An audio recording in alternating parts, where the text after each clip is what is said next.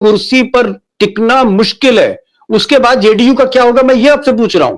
जी, बहुत साफ साफ कहें तो भारतीय जनता पार्टी के साथ नीतीश कुमार लड़ेंगे तो कुर्सी जानी तय है, जीत की सूरत में भी, हार की सूरत में भी। जिसके चलते अगर छात्र सड़क पर उतरता है तो वो देश का दुश्मन हो जाता है। सुनिए तेजस्वी यादव क्या कह रहे हैं। इस सर्दी में जिस प्रकार से लाठी बरसाया की वजह ये, क्योंकि जब प्रशांत किशोर के कहने से तमाम हजारों छात्र आ गए, लेकिन उसके बाद जब छात्रों पर लाठियां भाजी जा रही थी, छात्रों पर पुलिस बर्बरता कर रही थी, छात्रों को घसीट रही थी, खदेड़ रही थी, तब प्रशांत किशोर वहां नहीं थे, नदारत थे। इस पर उन्होंने सफाई भी दी है, लेकिन सवाल खड़े हो रहे हैं, अजीत पवार और एकनाथ शिंदे कहकर बुला रहे हैं, क्या ऐसा कुछ होने जा रहा है क्या Abhishek? Party is going to split. देखिए दीपक जी, जनता दल यूनाइटेड जितने दिनों तक बीजेपी के साथ है, टूट के उतनी ही करीब है। कभी भी जनता दल यूनाइटेड के अंदर से कोई भी एकनाथ शिंदे या कोई अजीत पवार आपको दिखाई दे सकता है, और इसके कई कारण हैं। एक कारण यह है कि फ्यूचर लीडरशिप का अभाव।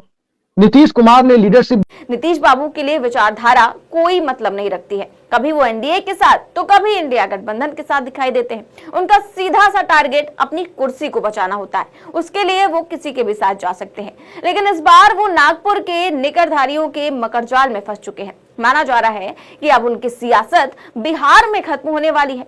बीजेपी नीतीश बाबू को भी एकनाथ शिंदे वाले रास्ते पर ले जाने वाली है। भाजपा ने पूरा प्लान भी बनाया है कि नीतीश बाबू को इस बार बिहार की सियासत से संन्यास दिला दिया जाए, और अगर वो संन्यास नहीं लेते हैं तो उनकी राजनीति को हाशिए पर पहुंचा दिया। जब छात्र हजारों की तादाद में पटना में अपने हक के लिए, अपनी मांग के लिए, जो सरकार गूंगी बहरी है, जिसके कानों पर जूनी रेंग रही, उसे जगाने के लिए री एग्जाम की मांग के लिए एकजुट हुए थे।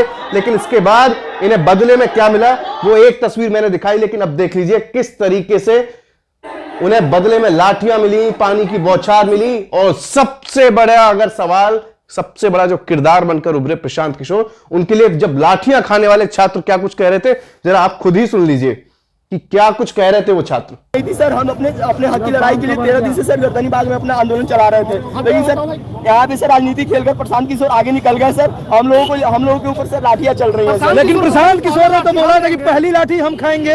सर प्रशांत किशोर ने बोला था पहली लाठी हम खाएंगे, लेकिन सर लाठी चलने से पहले ही उन्होंने निकल लिया सर यहाँ से। सर उन्होंने आश्वासन दिया सर, लेकिन उनका कोई यहाँ पे सर।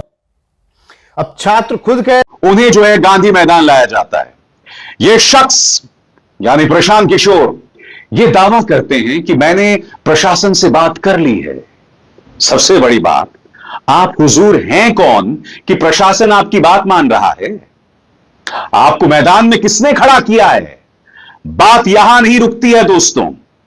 मैं आपको एक क्लिप दिखाना चाहता हूं। इस व्यक्ति की सामंती सोच देखिए। यह व्यक्ति दावा करता है कि मैं बिहार के अंदर एक हटकर राजनीति करने आया हूं, और इसकी सामंती सोच देखिए। छात्रों से कह रहे हैं कि हमारा एहसान मानो, हमने तुम्हें कंबल दिया।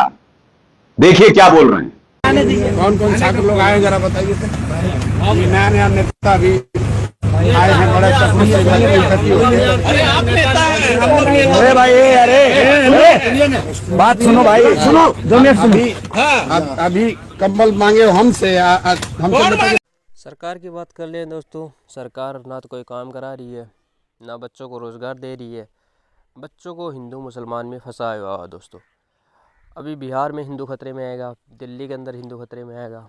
तो हिंदू खतरे में क्या होता है, जब जब चुनाव इलेक्शन नज़दीक आते हैं तब तब हिंदू खतरे में आ जाता है।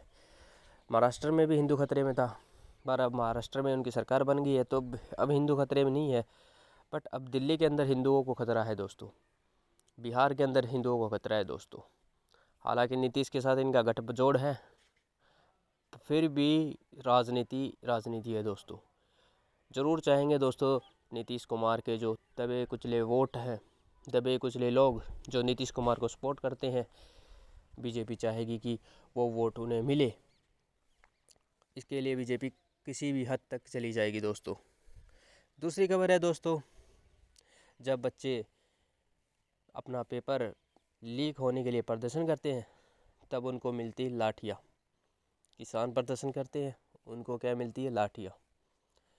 और इनके बच्चों को क्या मिलती है दोस्तों, हवाई जहाज़, हेलीकॉप्टर, मंत्रियों के बेटे को, और ये घूमते आराम से बैठे, इनको कोई लेना देना नहीं है। हमारे सो कॉल्ड जाहिल लोग हैं जो इनको वोट देते हैं पर इनसे पूछते नहीं हैं। उसके बाद यही लोग इनको लठ मारते हैं दोस्तों। अपने छोटे छोटे फ़ायदों के लिए किस प्रकार इस देश को बर्बाद किया जा रहा है दोस्तों। बड़े बड़े पूंजीपतियों का कर्जा किस तरह माफ़ किया जा रहा है दोस्तों, और उसका जो भुगतान है दोस्तों किस प्रकार गरीब तबके से किया जा रहा है दोस्तों। बात डालते हैं जैसे पॉपकॉर्न पे टैक्स लगाना, कारों पे टैक्स लगाना, सब चीज़ों पे टैक्स लगाना, दूध दही खाना शिक्षा सब पे टैक्स लगाना। ऐसा क्यों हो रहा है दोस्तों? ऐसा इसलिए हो रहा है दोस्तों क्योंकि बड़े लोगों का जो कर्जा है वो माफ़ कर दिया है। अब इसका भुगतान कहीं ना कहीं से तो होगा दोस्तों।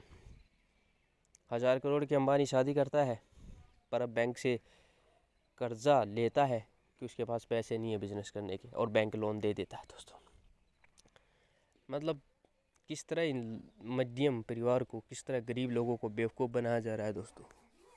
5 किलो अनाज के लिए उन्हें बेवकूफ़ बनाया जा रहा है दोस्तों।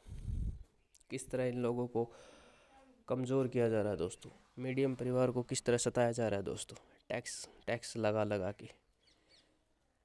रेल मंत्री को लोग रील मंत्री बोलते हैं, टैक्स मंत्री को लोग फाइनेंस मिनिस्टर को वसूली बहता ही बोलते हैं दोस्तों। शिक्षा मंत्री को दोस्तों लोग पेपर लीक बोलते हैं दोस्तों। मतलब किस तरह इन मंत्रियों ने देश का मजाक बनाया दोस्तों। और ये दूर नहीं है दोस्तों जब मोदी अपनी गर्मी के कारण अमेरिका से बैर करेगा दोस्तों। अमेरिका से बैर करना मतलब अपने पैर पे कुल्हाड़ी मारना, ये मैं आपको बता देता हूँ दोस्तों। अमेरिका से आप दुश्मनी नहीं कर सकते दोस्तों, सारा डाटा आपका अमेरिका के पास है। चैनल को सब्सक्राइब कर लो दोस्तों। जय हिंद दोस्तों।